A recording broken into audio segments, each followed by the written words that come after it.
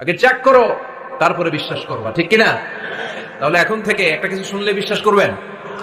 একজন এসে বলল, ভাইজান আপনার মেয়েরে দেখলাম আরেক ছেলের সাথে বাজারে ঘোরাফেরা করে, ওই রমনার বটমূলে দেখলাম আপনার মেয়ে আরেক ছেলের নিয়ে পুষ্টি নষ্টি করে, লোকের কথা বিশ্বাস করে বাসায় যে মেয়ের চুলের মধ্যে ধরে মাইর, আইজো মায়ের কাইলো মাইর।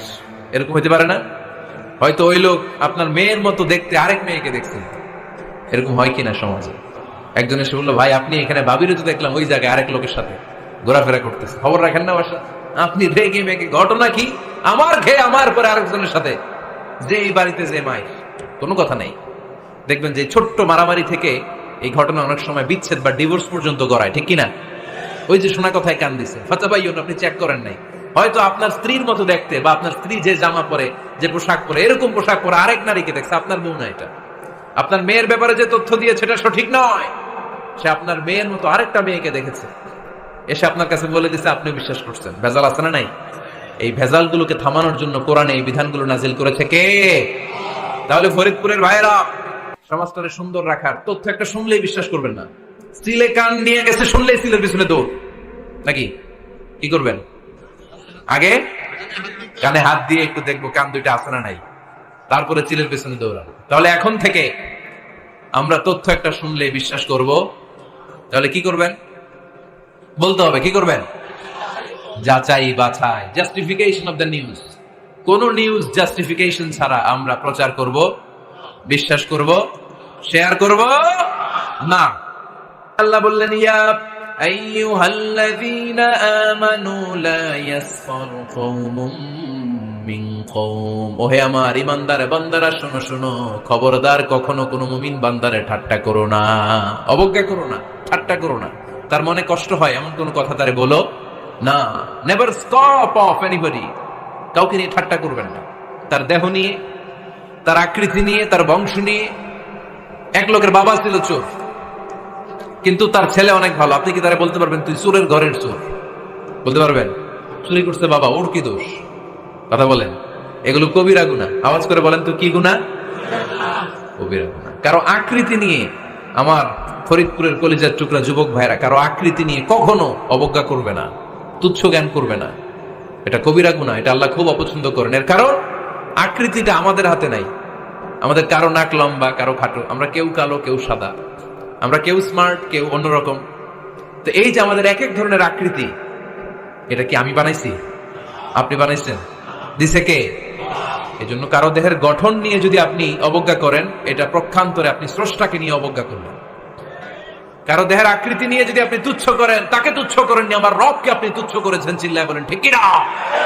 খবরদার, তুই কালু, তুই লম্বু, তুই মোটু, তুই কানা, তুই রোহিঙ্গা, আছে না নাই?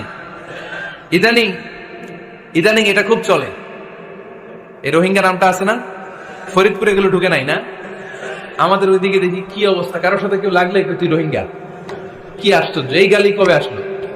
হ্যাঁ, অনেক ধরনের গালি। ঢাকায় আর একটা চলে ফৈন্নির ভূত, কি বলে? এই এগুলো আগে শুনি নাই আমরা, রিসেন্ট এগুলো বলা শুরু করছে। ফৈন্নির ভূত, রোহিঙ্গা না, এগুলো বলে আপনি কাউকে অবজ্ঞা করতে পারবেন? পারবেন না। খবরদার, এটা কবিরা গুনাহ, এটা ছোট গুনাহ মনে করবেন না। কারণ আকৃতি নিয়ে তুচ্ছ করা যায় না, কারণ আকৃতি দান করেছে কে? ওয়াল্লাযী ইউসাউবিরুকুম ফিল আরহামি কাইফা ইয়াশা, লা ইলাহা ইল্লা হুয়াল আজিজুল হাকীম। তিনি এমন সত্তা যিনি তোমাদের চেহারার অবয়ব দিয়েছেন, তোমাদের আকৃতি দান করেছেন তখন যখন তোমরা মায়ের পেটের ভেতরে ছোট্ট জোকের মতো ছিলা।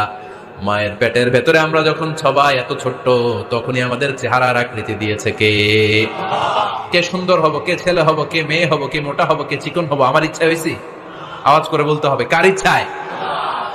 প্রত্যেককে যদি আল্লাহ প্রত্যেকের নিজের চেহারা ডিজাইন করতে দিতেন, আল্লাহ যদি বলতেন তোমার চেহারাটা কেমন হবে তুমি ডিজাইন করো, তাহলে আপনি আপনারা কেমন বানাতেন? হ্যাঁ বলেন, ফরিদপুরের ভাইরা বলেন, সুন্দর করে বানাতেন তাই না? সবচাইতে স্মার্ট, সবচেয়ে সুন্দর করে আমি আমার চেহারাটা বানাতাম যদি আমাকে ডিজাইন করার সুযোগ দেওয়া হতো। কিন্তু এই সুযোগ তো আল্লাহ দেন নাই। ডিজাইন স্বয়ং করে দিয়েছেন কে? কোন নারীকে যদি আল্লাহ বলতে, এই নারীরা তোমাদের চেহারা কার কেমন লাগবে তোমরা বানাও, প্রত্যেক নারী কি করতো? বিশ্ব সুন্দরী করে নিজেকে বানাতেন। খুদ ধরার মতো কোনো জায়গা সে নিজের জন্য রাখতো না, ঠিক কিনা? কিন্তু এটা আল্লাহ দেন নাই, এই আকৃতিটা আমাদেরকে সরাসরি দান করেছেন কে? খবরদার, আমাদের অনেকে বিকলাঙ্গ, আমাদের অনেকের হাত ছোট, পা বড়, দেখতে মোটা, কেউ চিকন, কেউ কালো। খবরদার, কারণ আকৃতি নিয়ে কখনো কোনো অবজ্ঞার সুরে, ঠাট্টার সুরে কোনো কথা আমরা বলবো না। রাজি আছেন? সবাই রাজি আছেন? আল্লাহ রাসূল সাল্লাল্লাহু আলাইহি ওয়াসাল্লামের এক সাহাবী ছিল নাম ইবনে মাসউদ রাদিয়াল্লাহু তাআলা। উনার পায়ের নলা ছিল খুব চিকন, অস্বাভাবিক চিকন, স্বাভাবিক না।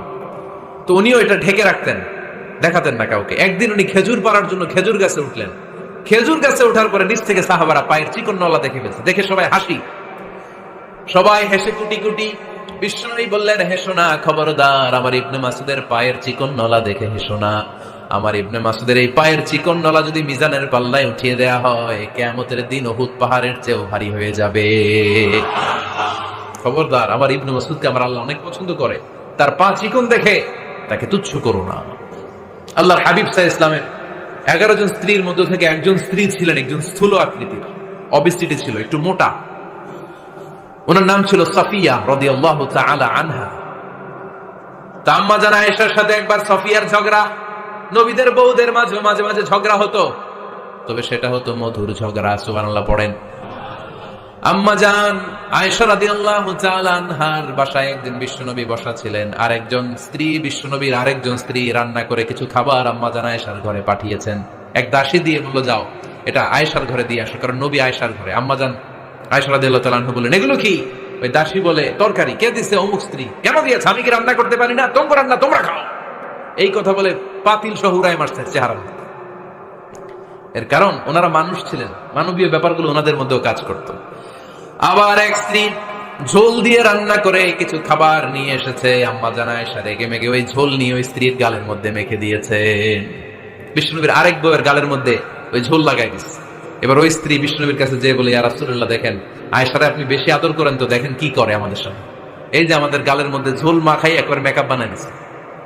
বিষ্ণু সাল্লাল্লাহু আলাইহি ওয়াসাল্লাম বললেন, তাই আয়েশাকে ডাকো। আম্মা জান আয়েশা রাদিয়াল্লাহু তাআলা আনহা আসলেন। আল্লাহ রাসূল সাল্লাল্লাহু আলাইহি ওয়াসাল্লাম বললেন, তুমি কি আমার এই স্ত্রীর সাথে এমন আচরণ করেছো? আম্মা জান আয়েশা বললেন, করেছি। কেন? আম্মা জান আয়েশা বললেন, তখন মেজাজটা গরম ছিল, এখন বুঝতে পারতেছি আসলে এই কাজটা করা ঠিক হয় নাই। এবার বিশ্বনবী বিচার করবেন। বিশ্বনবী বললেন, আল কিসাস, যেমন করা হয়েছে বিচার হবে তেমন। তোমার গালে যেমনি ঝোল লাগাই দিয়েছে, তুমি একটু ঝোল নিয়ে আয়েশার গালে লাগাই দাও। সুবহানাল্লাহ পড়বেন না? ওই স্ত্রীও কিছু ঝোল নিয়ে আম্মা জান আয়েশার গালে লাগাই দিল। এখন দুইজনে হাসতেছে, বিশ্বনবীও হাসলেন, আরশের উপর থেকে খুশি হয়ে গেলেন কে? তো স্ত্রীদের মধ্যে মাঝে মাঝে এটা ঘটতো। সাফিয়া রাদিয়াল্লাহু তাআলা আনহা ছিলেন একটু মোটা। আম্মা জান আয়েশা বললেন, ইয়া রাসূলুল্লাহ, দেখেন আপনার মুটি বউ, আপনার মুটকি বউ, এই মুটি বউ বলে একদিন একটা গালির মতো দিয়ে ফেলছে।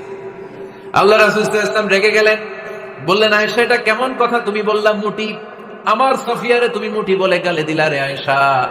ইয়া আয়েশা লাকাদ কুলতি লা কালিমা লাউ মুজিজাত বিমাইল বাহরি লামাজাজাতহু। এমন একটা মন্তব্য তুমি সাফিয়ার ব্যাপারে করে ফেলেছো রে আয়েশা, এই কথাটা যদি সাগরের নীল পানির মধ্যে ছেড়ে দেয়া হয়, এই কথার পঙ্কিলতার কারণে, এই কথার কর্দমাক্ততার কারণে, এই কথার পঙ্কিলতার কারণে সাগরের সব পানিগুলো মুহূর্তের মধ্যে কালো হয়ে যাবে। এই কথাটা সাগরে ফেলে দিলে সাগরের নীল পানি পুরোটা কালো হয়ে যাবে। আয়েশা, খবরদার, কাউকে তুচ্ছ করে, অবজ্ঞা করে কখনো কিছু বলা যাবে না। এই জিহ্বাটা এটা ভয়ঙ্কর একটা অঙ্গ। বেশিরভাগ পাপ এই জিহ্বা দিয়ে হয়। কি দিয়ে হয়? এজন্য সাহাবারা জিহ্বা ধরে মাঝে মাঝে জিহ্বার মধ্যে ব্যাত মারতেন আর বলতেন, জিহ্বা তোর জন্য আমি আটকে যাবো কিয়ামতের দিন। আমলিক আলাইকা লিসানাক, নিজের জিহ্বার মালিক নিজে হন, আপনার জিহ্বার মালিক যেন শয়তান না হয়ে যায়। জিহ্বা আপনার, শয়তানের ভাষায় আপনি কথা বলেন কেন? খবরদার, প্রতিটা কমেন্ট, প্রতিটা কথা, প্রতিটা মন্তব্য, এগুলোর ব্যাপারে কিয়ামতের দিন পাই টু পাই করে আপনার কাছে আল্লাহর সুপ্রিম কোর্টের কাঠগড়ায় দাঁড় করিয়ে আপনারা জিজ্ঞেস করবে কে? এজন্য বিষ্ণু বলছেন, মাইয়াদমাননি মা বাইনা লিহিয়াইহি ওয়া মা বাইনা রিজলাইহি আদমান লাহুল জান্নাহ। আমার কোন উম্মত যদি দুইটা অঙ্গের গ্যারান্টি আমারে দেয়, আমি আমার উম্মতকে জান্নাতের গ্যারান্টি দেব। দুইটা অঙ্গের, একটা হলো জিহ্বা আর একটা লজ্জাস্থান। দুই চোয়ালের মাঝে যা থাকে লিজ্জা, জিহ্বা, আর দুই পায়ের মাঝখানে যা থাকে লজ্জাস্থান। এই দুইটা অঙ্গের গ্যারান্টি যদি বিশ্বনবীকে আপনি দেন, যে নবী জিহ্বা আর লজ্জাস্থান এই দুইটা অঙ্গের কোনো পাপ আমি করব না, নবী বলে, আমি দুনিয়ায় তোমার জান্নাতের গ্যারান্টি দেব। এজন্য জিহ্বাটারে সামলান, যা মনে চায় বললেন। খবর আছে না নাই? খবর আছে। মা ইয়ালফিযু মিন কাওলিন ইল্লা লাদাইহি রাকীবুন আতীদ। যা মুখ দিয়ে বের হয় লিখে রাখার জন্য দুইজন ফেরেশতা রেডি করে রেখেছে কে? চিল্লায় বলেন। যতদিন আমরা বেঁচে থাকবো ততদিন থাকবে আমাদের কাঁধে। আমরা মরে যাবো, এই ফেরেশতারা উড়াল দিবে, ঠিক কিনা? দুই কান্দে ছিল যে তোমার দুইজনা পাহারা, তোমারে একলা থইয়া পালাইছে তাহারা। তোমার আট কুঠুরি নয় দরজা বন্ধ এবার হলো রে হলো, মুখে আল্লাহ রসুল সবে বলো, ও মুখে আল্লাহ রসুল সবে বলো। দুয়ারে আইসাছে পালকি নাই হরি গাও তোলো রে তোলো, মুখে আল্লাহ রসুল সবে বলো, ঠিক না? এজন্য সাবধান। আমলিক আলাইকা লিসানাক, নিজের জিহ্বার মালিক নিজে হন। মন যা চায় মুমিন তখন ইচ্ছা মতো মন মতো কোনো মন্তব্য ছুটতে পারে না। বিশ্বাসী বলে যদি নিজেকে দাবি করেন, নিজের জিহ্বার মালিক নিজে থাকার দরকার আছে না নাই?